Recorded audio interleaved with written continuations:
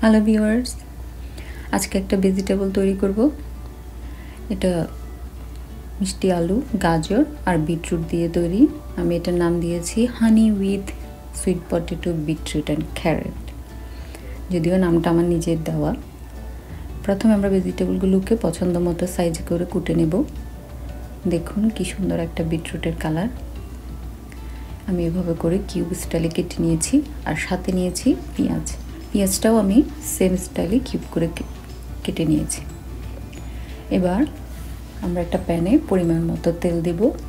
আমি এখানে প্রায় 1 থেকে 1.5 টেবিল চামচ পরিমাণ অলিভ অয়েল ইউজ করেছি। এবার এখানে আমি পেঁয়াজটাকে দিয়ে একটু ভুনে নিব। এরপর আমরা ভেজিটেবলটা অ্যাড করব। এখানে কিন্তু প্রতিটা ভেজিটেবলই সেম টেক্সচারের, এই জন্য কোনোটা আগে পরে দেওয়ার প্রয়োজন নেই। সব একসাথে দিয়ে আমরা নেড়ে একটু করে সফট করে নেব, জাস্ট, আর কিছুই না। আমি এখানে সাথে অ্যাড করছি গোলমরিচ, তবে কোনো কাঁচামরিচ দিইনি, তাহলে অতিরিক্ত ঝাল হয়ে যাবে।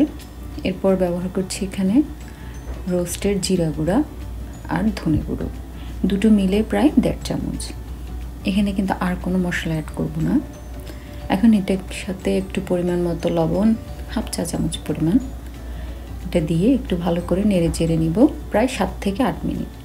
এখানে কোনো পানিও ইউজ করে নেই, দেখুন, কারণ এটা থেকে একটু পানি বের হবে, ওইটাই এনাফ। আমি একটু নেড়ে চেড়ে এটাকে ঢেকে দেব এই 7 থেকে 8 মিনিট। চুলাটা মিডিয়াম আঁচে দিয়েছি। দেখুন অনেকটা সফট, আর মোটামুটি ভেজিটেবলের যে পানিটা আছে ওটাতেই কুক হয়ে গিয়েছে। এখন চুলার আঁচটা একদম কমিয়ে আমি এখানে অ্যাড করব মধু। এটা একটা ওয়াইল্ড ফ্লাওয়ার হানি।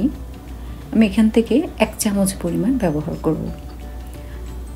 মধুটা দেওয়ার পরে কিন্তু এটা চুলায় নাড়ব না, জাস্ট গরম থাকা অবস্থায় নেড়ে, সবজিটা যখন চুলার আঁচটা কমিয়ে দিব বা একেবারেও বন্ধ করে দিতে পারি, তখন একটু এভাবে ভালো করে নেড়ে চেড়ে নেব। ব্যাস, তৈরি হয়ে গেল আমার honey with sweet potato, carrot and beetroot. এটা বাচ্চাদের জন্য খুবই হেলদি একটা সবজি, বড়রাও খেতে পারি। মধুটা তো আমাদের সবার জন্যই উপকারী, আমরা জানি। আর কালারটা তো অসাধারণ।